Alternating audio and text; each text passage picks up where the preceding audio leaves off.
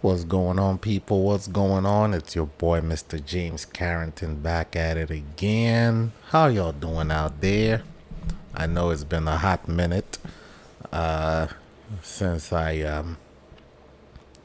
made a show, but there's a perfectly good explanation for that. You know, the family and I were in Africa for vacation for 3 weeks. That was fun times. That was some good times. Kids had fun. The wife had fun. So it was good. It was good. Maybe I'll talk about it. Maybe I won't on the audio version podcast. Um, but we're back in the States now, and it's back to life, back to reality. You know what I'm saying? But anyway, let's get into it. Let's get into it. Since I'm talking about Africa, on the topic of Africa, let's listen to the Honorable Minister Louis Farrakhan. This is a video of him. I think he was on the continent a couple decades ago. And I don't know which country specifically he was in or he was visiting, but he was talking obviously to the press. And this was a video that a classic vintage video that was of him talking about basically the situation that Africa as a continent finds itself. And as he talks out, I will either let the video roll because it's not a very long video, or I might interject. I don't know. But let's go ahead and let's listen to what the good minister has to say. None of you can deny that what I'm saying is the truth. You know it's the truth. But either you... Okay, so he's in Malawi. I just saw that. It says Malawi International Airport or something like that. So he was in Malawi. Okay. None of you can deny that what I'm saying is the truth. You know it's the truth. But either you won't write it, or you're too cowardly to speak it because you want some favor here or favor there. So because you can't talk, you are muzzled. I'm not. I'm a free black man. And I didn't come here looking for a handout. And I really don't think you need one. Your problem is that... Now, so yeah, let me interject here. So basically what he was doing, he was taking a dig at African leaders. That's what it was. He was taking a dig at African leaders because he said either you won't, or you can't, or you're scared to basically talk about, say the same things that I'm saying because you basically want to curry favor. So that is not a dig against the African people, the masses. It's not a dig against the press, really. That was a kind of backhanded dig at the ruling class, African leadership. That was a dig at the ruling class, at African leadership, and rightfully so too, if I may add. Rightfully so. Anyway, let's go ahead. You think you need a handout. Everything you need is right under your foot, but you looking everywhere else for help instead of to yourself and what you can produce for yourself.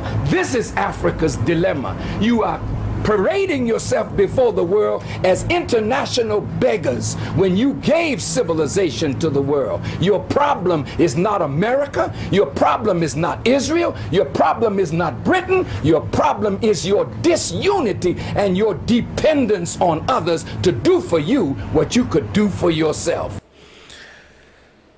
Facts. Although I must say, the part where he says your problem is not America, your problem is not Britain, your problem is not Israel, that part there is debatable. It is debatable because he goes ahead to say Your problem is not America. Your problem is not Israel. Your problem is not UK because you want to depend on others. Blah blah blah something. Well, the thing is, the system of dependence was created by the West. You understand? The system whereby Africa has to depend on the West, not because Africa wants to depend on the West, but that system is not. That system was put in place. That system was by design. It was put in place when the West decided to leave Africa, post-colonial Africa. When they were leaving, they kind of put in place systems that would ensure that we depended on them, even though they weren't physically present there in Africa. And the good minister knows this, but he's just basically expressing broad sentiments at this point. But I had to clarify that. I had to give my opinion on that. A lot of times I know we look at the continent, and we look at the state of the state of misery in which the continent finds itself sometimes, and you have no one to blame but African leadership. Okay? But the thing is, African leadership and their ineptitude is only part of the problem. You understand? African leadership is only part of the problem. The real problem, again, the system of dependence that has been put there, and so which forces, African nations to depend heavily on the West for a lot of things. Well, that system was not designed by Africans. That system was designed by Africa's colonial masters. And we can delve into each country by country, each individual country, and there will be a story, there will be a unique story of how a system of dependency was put in place for each country. Whether it's Nigeria, where the British, when they were leaving, put in place a system whereby the Northerners were the ruling class, and the Northerners were the majority in the military. And of course, if you control the military, you will control the nation and its resources. And they did that at the expense of the two other main tribes, the Igbos and the Yorubas. We can talk about that all day long.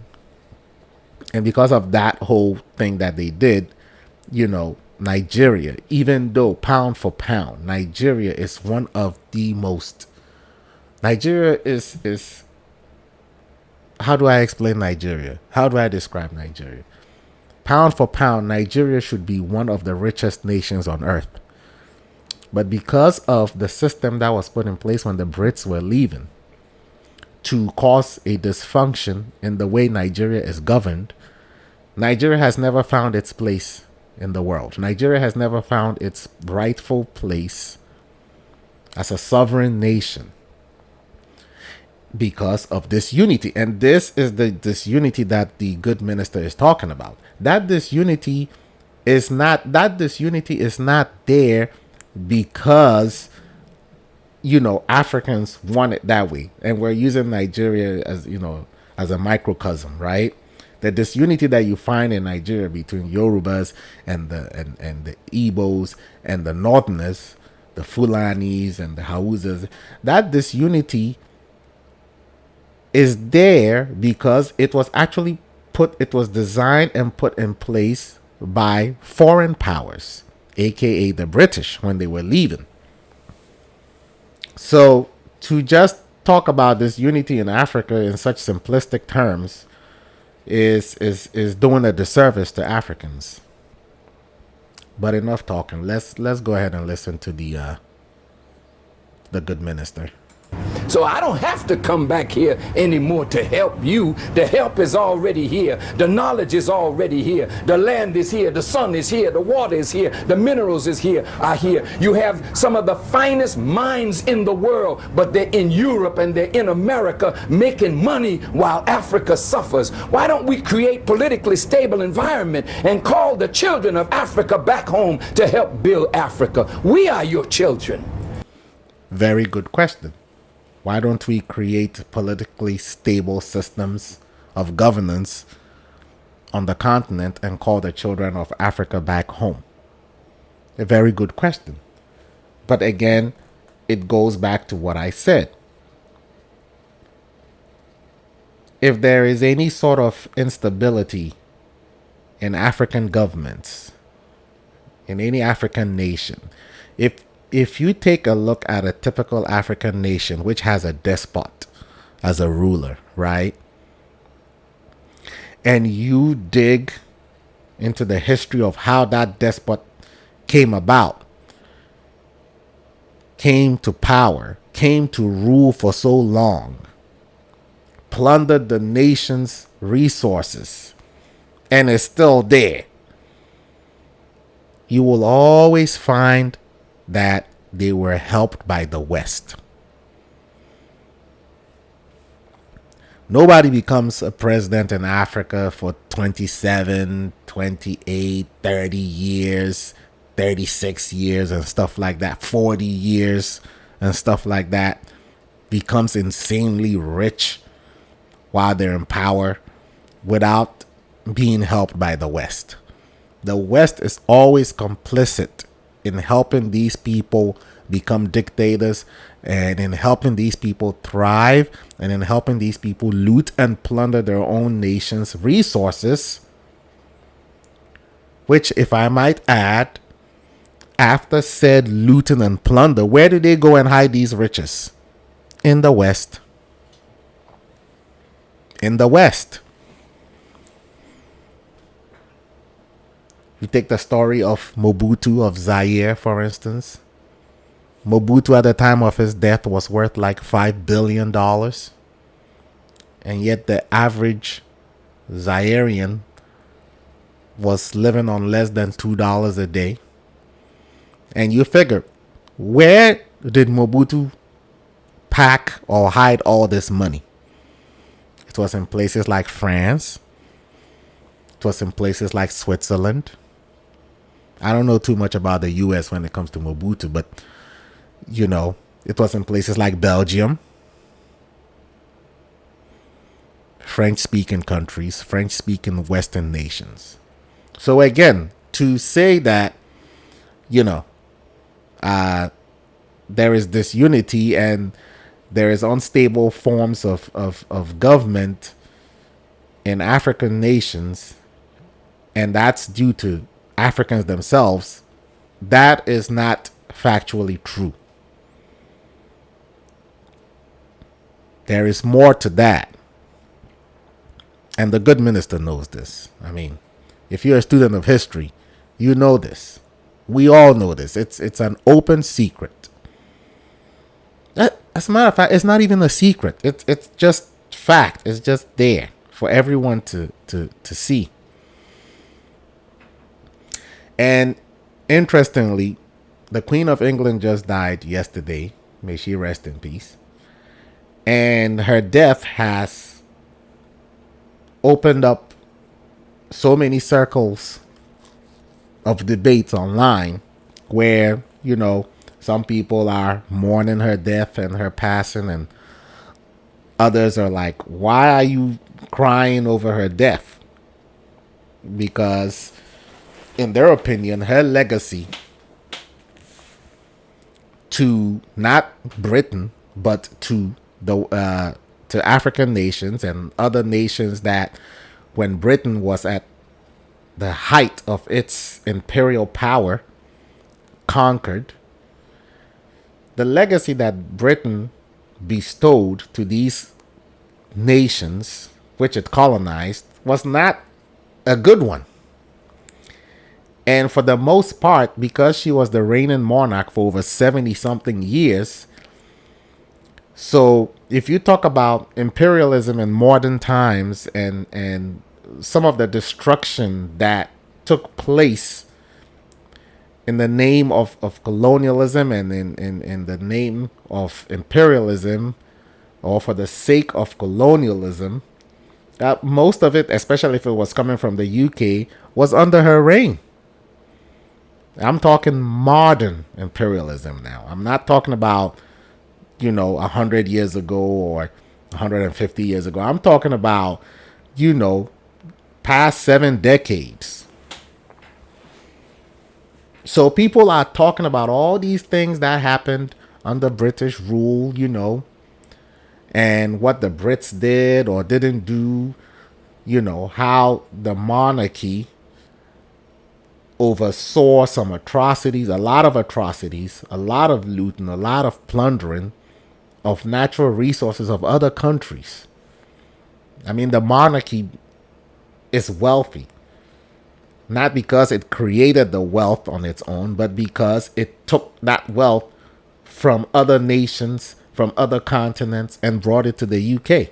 And this is exactly what I'm talking about. It's so interesting that this, she just passed just yesterday or 2 days ago. But again, her passing has brought all these things to the surface, and people are having all these conversations to the point where some people are like, if you're a person of color and you're mourning her death, people are getting angry at you. Now, for me, out of respect for the dead, all I can say is may she rest in peace. Her death really does nothing for me. I am, it's more of a feeling of apathy for me. It doesn't make me sad. It doesn't make me happy because whatever, it doesn't matter how I feel or what I think or say. Her legacy is already entrenched in the hallways of history, right? Whatever benefit or damage that her rulership or her being on the throne did to not the UK, because we know her own country only benefited from her being queen. But when we talk about nations that the UK colonized, what are their stories? Do they have anything good to show for them being colonized by the British? You see? So, and if there was any harm done as a result of British, Western imperialism, especially under the Brits, all that damage is already done. And as a continent, Africa as a continent, some of the problems that you see the continent facing right now is a result of the legacy of colonialism. So that's a result of the legacy of colonialism. So there is that parallel there, okay, between the legacy of colonialism and then when you come to America, the legacy of Jim Crow and slavery and segregation and all that stuff. And that is why, when I hear all this FBA versus non-FBA infighting going on online, and you got certain talking figureheads, egging people on to create more division and stuff, I just find it laughable because it doesn't really matter whether you're a black person living on the continent, or you're a black person from the continent that migrated to America, or you are a foundational black American. It doesn't matter. We're all suffering from the legacy of something that was forced upon us by people that were not from the same lineage or common lineage that we share. Anyway, let's go on. And we will come and help. But don't expect us to come with billions of dollars when we don't have it. We're struggling in America. But you got it all right here under your foot. And you should be ashamed not to look to yourself, begging white folk to give you what you could give yourself. What I said today, which one of these countries is going to give you $20 million? America's not going to give you $20 million. You got... Oh, they'll give you $20 million. They'll even give you more. They'll give you the money, but they'll give it to you in the form of a loan, which you will repay over 100 times over. You will repay that money back 100 times over. And so at the end of the day, it becomes, was it worth it? This is debt, perpetual debt, which African leaders, with all their ineptitude, every time they wake up, all they can think of is, how much more money can we go borrow from the West? And when that money gets to our shores, we take about 90% of it and trickle the remaining 10% down to the masses. That is Africa's story. That is Africa's story, in spite of all the natural resources that we have as a continent. Pound for pound, the Congo should be the richest nation on earth. If life was fair, if the world was a fair place, the streets of the Democratic Republic of Congo should be paved with gold. Everybody in the Congo should be driving the Bentley. But is that the case? No. That is not the case. It right here, but your disunity won't allow you to pull it. It's your fault, and you got to accept that responsibility. That is why my message is atonement, reconciliation, and responsibility. We got to stop blaming everything on somebody else and see what is our responsibility here. So that is what the good minister had to say. And of course, like I said, he was speaking in broad terms. But the problem with speaking in broad terms, especially when it comes to topics like this, is you speak in such generalized terms. You can't speak in such generalized terms. You have to get to the meat of the bones and actually dig into the mud and let the ones who are less enlightened give them all the specifics. Because someone who is not a student of history will hear this and just think, well, see, Africa is in, dire straits and in poverty because, even though they have all these resources, because they're in disunity. Well, who created that disunity in the first place? You understand? So I'll leave it at that. I'm not going to add any more to that. I'm not going to take anything away from it. And so if you like the video, don't forget to hit the like button, hit the subscribe button. And as you can see, if you want to get in touch with me, there's the phone number behind me on the banner. And let me know what you guys think about this video. Let me know what you guys think about this video. Until I talk to you guys again, remember, be kind to each other. Don't do what I wouldn't do. And be safe out there.